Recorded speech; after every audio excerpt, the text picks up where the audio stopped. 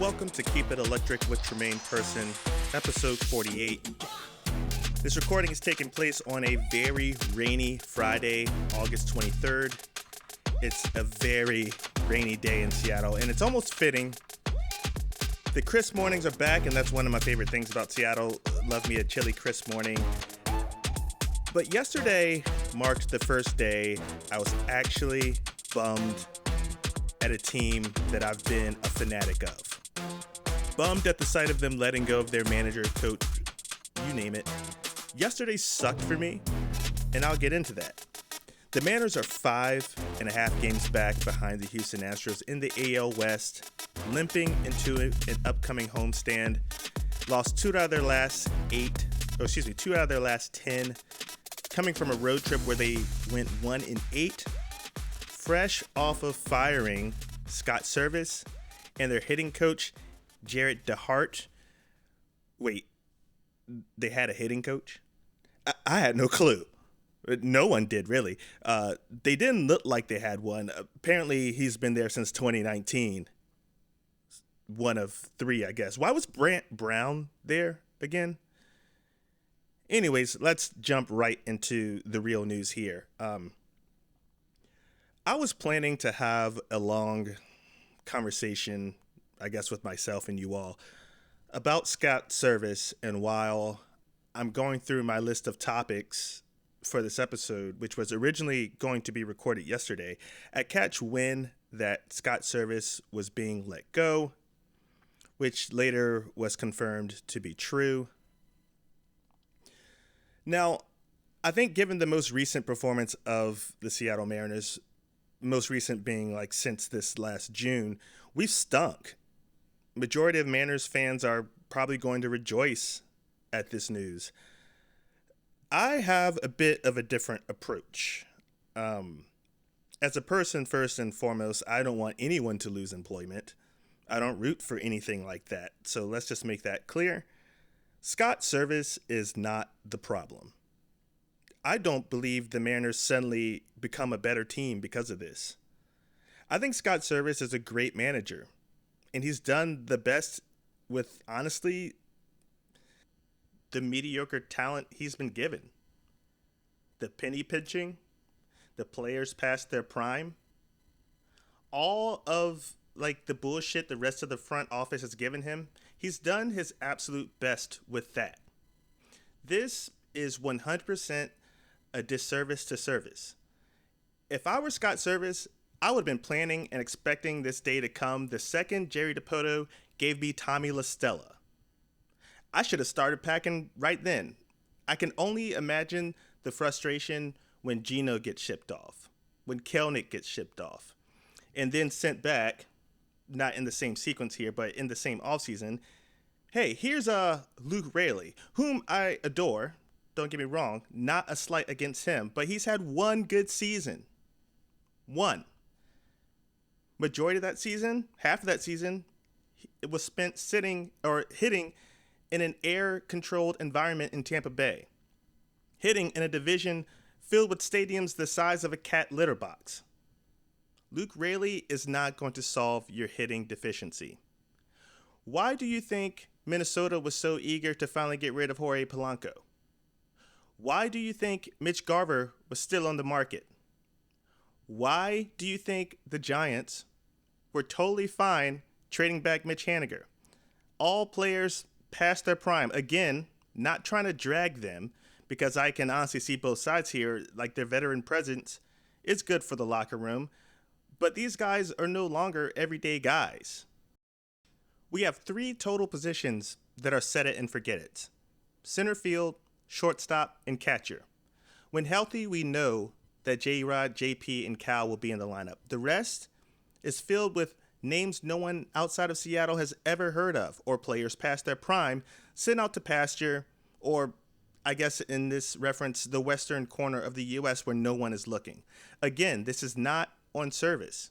Could he have managed the game better? Sure. That's a lot of managers. But this isn't on him. He's just the next in line for front office to make an example out of. Servais finishes his Mariners career with a winning percentage of 51%, 680 wins, 642 losses, a winning record 5 out of his 8 full seasons, finished second in the AL Manager of the Year voting in 2021, third in 2022. 2022, I definitely think he should have won that one. That's neither here nor there. He'll find work if he wants to continue managing. I'm not sure he'll take over a club, but he'll find a place in an organization somewhere simply because of the value and presence that he brings. Dan Wilson takes over as the manager. Not interim manager, which I think we all initially thought, but club manager, Dan Wilson. So, just curious, like, somehow within a couple days, they were able to fire their club manager and replace him. No manager search, no interview process. They immediately just came up with the solution. We're going to let go of Scott Servais. We're going to bring in Dan Wilson. Hey, let's replace the former MLB catcher turned first-time club manager with a former MLB catcher and first-time club manager. That'll fix the problem. This changes nothing. Absolutely nothing. Dan Wilson is a beloved Mariner great, and I get that. He, apparently filled in on managing some games at Tacoma. He was some type of coordinator down there. I get that. He played 14 years in the MLB, 12 of them in Seattle. Considered the best catcher to ever suit up for the Mariners. Understood. Cal, I think he's definitely on his way of giving him a run for that title, but he and Cal do have a close relationship. That's a match made in heaven. I get that. But Wilson doesn't have any management experience at all. So he's going to oversee the last 34 games of the season and then pick up where he left off last year, or for next year. Apparently, Edgar Martinez is back. He'll be joining Dan Wilson on the staff. He was the hitting coach for the Mariners in 2015 to 2018, which, if you look at those stats, they were better. He was in an advisor role for the club since then. Most people know Edgar. If you don't, Edgar was one of the best hitters of his generation. This is too little too late, if you ask me. Should have been done a long time ago if they were ever going to think about him coming back or ask for him to come back. Looks like they're trying to salvage the rest of their season. Before all this news broke out, I was going to say that if we did decide to move on from Servais, which I thought they would at least, let him finish the rest of the season, if we were going to move away from Servais, I would have really hoped that they would have given an opportunity or at least have a conversation with Christopher Negron to lead the club. And that's not only because he's got the best shoe game amongst all of MLB managers. Well, some of it is, but also, like, the guy has been unwavering and steadfast in his managerial journey. He deserves a shot. Outwardly, just like, I don't know what's going on in the club room, but, like, he has clearly developed a positive relationship with the players. I, again, am aware that I'm on the outside looking in, but outwardly, just watching him with the players, the vibe is there. So I don't understand why they just ruled him out immediately. I know traditionally next man up for Servais, if you go back to like the COVID years where Manny Acta, who's the third base coach, when Servais got COVID, Manny Acta also got COVID. So then Christopher Negron ended up being like the club manager for a game, which they won. But I like Negron. He's only out of the game like via retired from being a Major League Baseball player since 2019. So he's 38 years young. I think he can still resonate with the players now. And honestly, like, I really don't understand why this guy doesn't really, he should get a shot to grow into the role like the rest of the young players that we do have. So to me, that just makes sense, but that's it just is what it is. Before I wrap up this topic, I'm going to move back towards Scott Servais because if you can't already tell, like, I feel a kind of way about this move. The guy found out he was fired before he was even told by his long-term coworker, friend, teammate, Jerry DiPillo. He found out he was fired before he even met with him. Like, how does this get leaked before your meeting? How is this posted in media outlets that the Mariners have a new manager? How the hell does the wiki page have an update? You can search the Seattle Mariners and it says club manager Dan Wilson before you even tell Servais he's unemployed. It's posted worldwide. It's posted worldwide that y'all are going to have a Zoom meeting about his firing. This is beyond sloppy and reeks of dog shit in a crock pot. Your house is out of order. Dan Wilson ain't going to fix it. What a way to treat a guy who led your team to end a 21-year playoff drought. Servais is a good man. He's really a respected guy. I wouldn't say that he lost the clubhouse here. I think the players in the clubhouse have a mega ton of respect for him. They love to play for him and probably really not over the moon about this move either. When other franchises I love in other sports get rid of their coach, I normally look forward to the future because time and time again, I'm usually over the coach. I'm not over Servais. Servais lost a ton of support, and many are still bitter about him putting in Robbie Ray in that postseason game against the Astros. I too agree that wasn't the best move. We all knew what was going to happen. People were calling for the dude's head at that time. Honestly, though, when you really look at it, and I'm just going to try to play devil's advocate, why not put in Robbie Ray? Why not put in the guy that the front office wanted to pay $23 million a year to? If I'm Scott Servais, don't protect him. You're in the playoffs. You need one out. This is your guy, right? He's the best. Let's put in the best against the best. We all know the outcome of that. I'm just playing devil's advocate here because I don't think this all falls on Servais. Servais didn't pay that guy. Servais didn't ask for that guy. Servais isn't going to make Mitch Garver, who's only eclipsed 20 home runs in a season one time in his career, suddenly hit 25 bombs and over 75 ribbies as a DH. His healthiest year, he played 102 games, hit 31 home runs and 67 ribbies. We need more production than that. That was in 2019. Polanco's best season, 2021. Haniger's best season, 2021. Dylan Moore, who knows his role in the team, also isn't going to be a big-time player for you no matter whose shoes he's trying to fill for the night. I'm sure everyone's getting the point here. All of that to say, the Mariners failed Scott Servais, and it's not the other way around, no matter how you slice it. So cool. Get rid of the guy. Let a good guy like Scott Servais take the fall because that's how disgusting business works. We're not all fools. Those that do know what this is, and I think there's plenty of you out there, those that do know what this is know that firing Servais changes absolutely nothing about this flailing, poorly ran organization. You can only hope that they have a pulse. We can only hope that they really get their shit together. Maybe give back to their fans who are paying egregious amounts of dollars that you are profiting off of. Give back to the fans. Give them a real team. They're business folks, right? They do know that the Sonics are coming back in town soon, right?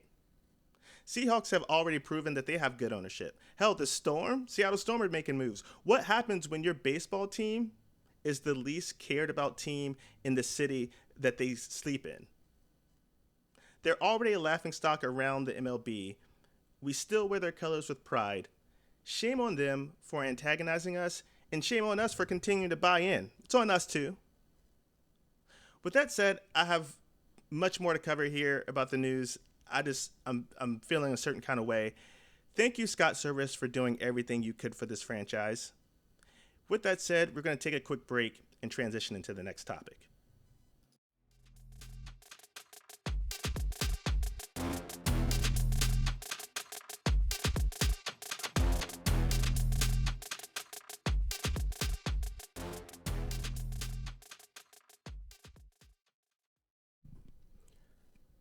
I want to take a moment to say congratulations to Joey Votto.